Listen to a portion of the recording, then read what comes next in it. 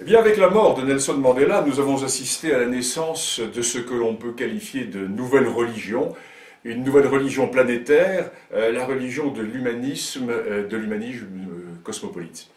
Tout y était. La célébration d'un nouveau messie pseudo-christique, l'adoubement par les représentants des trois religions monothéistes, l'annonce d'une nouvelle parousie sous forme d'État universel et homogène, ayant dépassé les nations, les peuples, les races, les inégalités, les préjugés. La présence d'hommes politiques opportunistes, de journalistes formatés, l'assistance par dizaines de millions devant les écrans de télévision de populations hébétées, tous ont célébré le culte quasi idolâtrique de cette nouvelle religion. La gauche, par adhésion philosophique, la droite, comme toujours, par conformisme, par suivisme ou tout simplement par opportunisme, tous ont chanté le dithyrambe outrancier dans la recherche maximaliste et dans l'emphase laudatrice qui frisa le ridicule. Même ceux dont on pouvait espérer, du moins, quelques réserves minimes, ont adhéré à ce concert de louanges. Même ceux-là, ils se sont ralliés eux aussi aux hommages convenus de crainte d'être rangés dans le camp des maudits. Alors tout cela fut pitoyable. Tout cela fut pitoyable, d'autant plus que le vrai Nelson Mandela était bien éloigné de cette présentation qui fut faite dans cet hommage parodique auquel le monde entier fut convié. En effet, Nelson Mandela était d'abord et avant tout un nationaliste. Nelson Mandela était un combattant.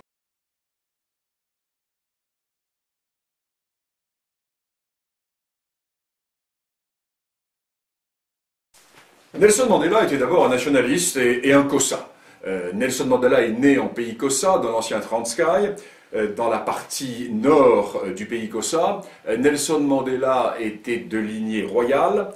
Et cette origine de Nelson Mandela explique très largement son itinéraire. En effet, dans l'histoire de l'Afrique du Sud, les Xhosa du nord du pays Xhosa, au XIXe siècle, vivaient dans la crainte des Zoulous, des raids Zoulous, et dans la crainte des raids des Ngwane, une dissidence de la nation Zoulou dirigée par le chef Matiwane. Et pour échapper aux Zoulous, ces Xhosa du nord se sont rapprochés des Anglais. Et ils sont devenus les fidèles alliés, les fidèles serviteurs, les fidèles associés des Britanniques, qui vinrent plusieurs fois à leur secours. Voilà pourquoi le pays Xhosa du Nord a une ancienne implantation culturelle britannique et missionnaire anglaise. Et voilà pourquoi le pays Xhosa du Nord a été très largement évangélisé par les missionnaires britanniques. Et voilà pourquoi la première université pour Noirs fut créée en pays Xhosa. Ce qui fait que dans l'histoire de l'Afrique du Sud, la première élite intellectuelle noire formée à l'européenne fut Xhosa.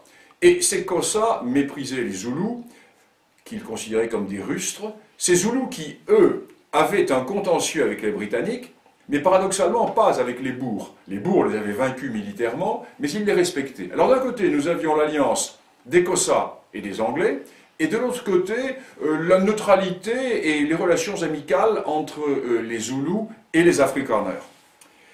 Alors Nelson Mandela, cet aristocrate Xhosa, formé à l'européenne, éduqué par des missionnaires européens, par des missionnaires anglo-saxons, Nelson Mandela va faire de l'ANC, qui était primitivement un mouvement zoulou culturel et non violent, un mouvement qui ne prônait pas la lutte armée, c'est Nelson Mandela qui va faire de l'ANC un outil de combat dirigé, et ceci est important de le voir, pas tellement contre les Britanniques, mais contre les Afrikaners, car avec les Britanniques, Nelson Mandela va toujours avoir de bons rapports. Ces Britanniques qui sont considérés comme étant beaucoup plus libéraux que les Afrikaners. Avec Nelson Mandela et avec son successeur Thabo Mbeki, l'ANC, qui était à l'origine dirigée par des Zoulous, va devenir l'outil des Xhosa. L'on a appelé à cette époque, l'on a baptisé l'ANC à cette époque de Cosa Nostra. Et aujourd'hui, une évolution importante se passe en Afrique du Sud, qui est que les Xhosa n'acceptent pas de voir que l'ANC soit désormais aux mains des Zoulous avec Jacob Zuma. Donc, l'itinéraire de Nelson Mandela, au départ, est un itinéraire qui s'explique par ses origines Xhosa.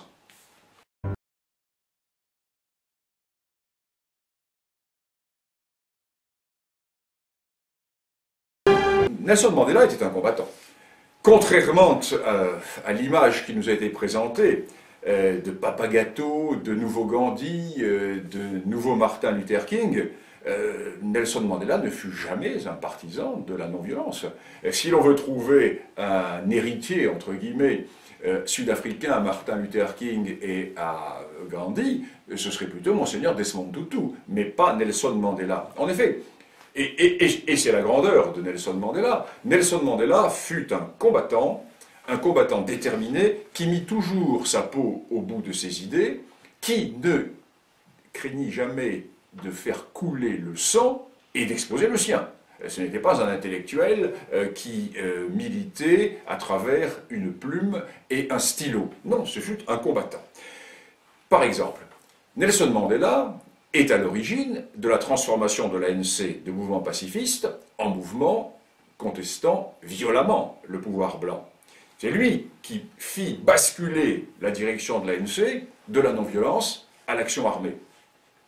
Ce fut Nelson Mandela qui créa la branche armée de l'ANC, celle qui déclencha la guerre révolutionnaire. Il la dirigea, il la co-dirigea avec le communiste lituanien Joe Slovo, qui fut un des cadres du Parti communiste sud-africain. Et ce fut Nelson Mandela qui, en 1961, déclencha la lutte armée par l'Umkhonto we Sizwe, la branche armée de l'ANC, déclenchant plus de 200 attentats. En 1962, Nelson Mandela va auprès du FLN algérien pour se former aux actions de sabotage. Il est formé dans un camp de l'ALN algérien qui est installé dans le Rif marocain, et là il reçoit une formation dans le maniement des explosifs, des mines, etc. Donc Nelson Mandela est un militant, c'est un combattant. Il rentre en Afrique du Sud en 1963, et là il est arrêté. Il est arrêté et condamné à 5 ans de prison, 3 pour apologie de la violence, et 2 pour avoir quitté l'Afrique du Sud d'une manière clandestine. À ce moment-là, les autorités policières sud-africaines ignorent que Mandela est le patron de la branche armée de l'ANC. Et c'est pour ça qu'il écope d'une peine relativement légère dans le contexte répressif de l'époque.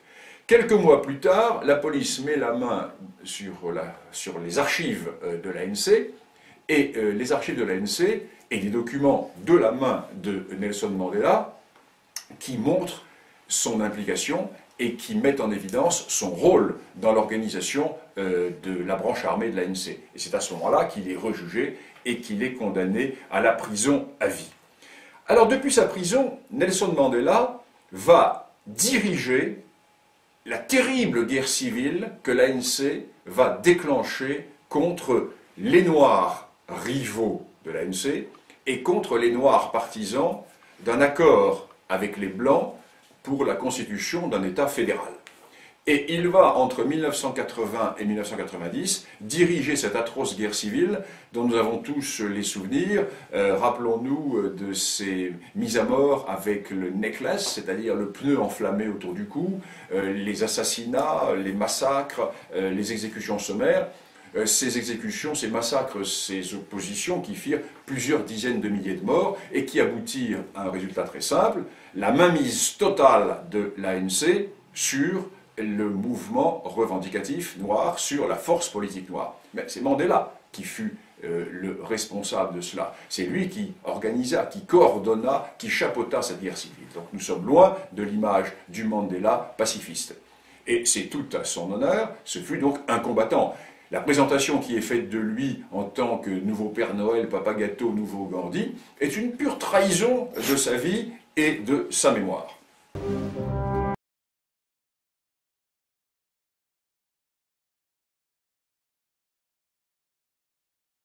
Mandela est une icône fabriquée, parce que Nelson Mandela n'est pour rien dans l'évolution du processus qui va mener à l'accession au pouvoir de l'ANC.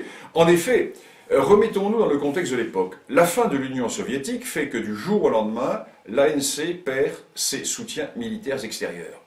L'ANC est balayée militairement par l'armée sud-africaine, l'ANC est totalement détruite à l'intérieur par la police sud-africaine, l'ANC a perdu la guerre, exactement comme le FLN en Algérie avait perdu la guerre en 1961. Et c'est à ce moment-là que De Gaulle remit le pouvoir au FLN. Et bien en Afrique du Sud, c'est la même chose. C'est au moment où la guerre est perdue, au moment où le contexte international est totalement défavorable à l'ANC au point de vue militaire, que le président de Klerk, appliquant une politique décidée à Washington, politique de règlement global de la question sud-africaine, le président de Klerk va hisser Nelson Mandela au pouvoir, et pour le hisser au pouvoir, il va créer la personnalité, il va créer le rayonnement, il va créer le modèle Mandela.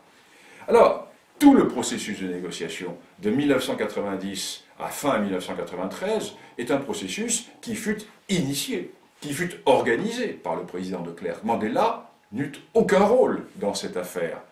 Ce fut le président de Klerk qui fit libérer Nelson Mandela. Ce fut le président de Klerk qui abolit l'apartheid. Ce n'est pas Mandela. Ce fut le président de Klerk qui fit de l'ANC son seul interlocuteur. Le président de Klerk avait la possibilité de négocier avec bien d'autres partis, comme le général de Gaulle en Algérie avait la possibilité de négocier avec bien d'autres forces que le FLN. De même que le général de Gaulle en Algérie ne choisit que le FLN, le président de Klerk en Afrique du Sud ne choisit que l'ANC, alors qu'il existait de très nombreuses forces fédéralistes en Afrique du Sud, et qui étaient très largement majoritaires, qui étaient bien plus importantes que l'ANC. Ce fut toujours le président de Klerk qui abandonna ses alliés fédéralistes et qui livra à l'ANC de façon à libérer le terrain au sein de la population noire pour l'ANC. Ce fut toujours le président de Klerk qui bloqua les tentatives de résistance des nationalistes afrikaners et de l'armée, de façon à ce que Nelson Mandela n'ait pas en face de lui une opposition armée. Et ce fut enfin lui qui créa en totalité le mythe Mandela. Ce qui fait que Nelson Mandela n'a existé que parce qu'il eut le président de Klerk. Nelson Mandela doit tout à Frédéric de Klerk.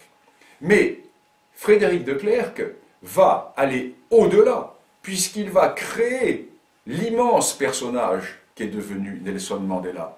La nouvelle personnalité de Nelson Mandela qui va être complètement créée, j'allais dire, en opposition par rapport à tout ce qui avait été la vie de Nelson Mandela jusque-là. Et une intense campagne médiatique mondiale, organisée par les États-Unis, relayée par des médias totalement lobotomisés et totalement sidérés, totalement aux ordres, totalement formatés, une campagne médiatique va faire que l'image du combattant, parfaitement estimable et respectable, va être gommée et remplacée par celle du réconciliateur. J'allais dire presque celle du rédempteur qui allait prendre sur lui tous les péchés de l'apartheid, par définition, le mal absolu.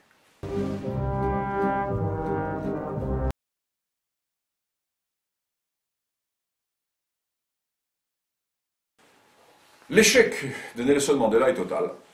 Et j'ai parfaitement conscience d'être totalement iconoclaste en disant cela. Vous savez, je suis un peu comme Cyrano, j'aime sur mes pas raréfier les saluts, d'autant plus qu'il est important de dire les choses, car dans l'entreprise de sidération mondiale qui a été menée autour de la mort de Nelson Mandela, il faut tout de même que certains esprits libres affirment les choses, parlent vrai et maintiennent le cap.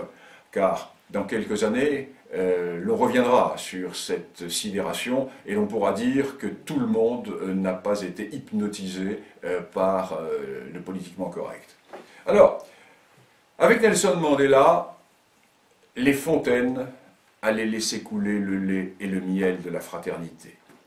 Avec Nelson Mandela, le pardon était assuré, le pardon allait l'emporter sur la vengeance, la fraternité sur le racisme. Je viens de le dire, les fontaines de la félicité allaient laisser couler une eau pure, car non raciale, et le miel et le lait allaient devenir la nourriture des habitants de ce paradis terrestre, construit sur cette nouvelle Afrique du Sud et éclairé par cet arc-en-ciel de cette nouvelle société, dépassant les races, dépassant les sexes, dépassant les discriminations. Bien entendu, le rêve était là, et bien entendu, l'échec est à la hauteur du rêve. Aujourd'hui, l'échec est total. La criminalité fait de l'Afrique du Sud un des pays les plus violents au monde, entre 40 et 50 assassinats par jour.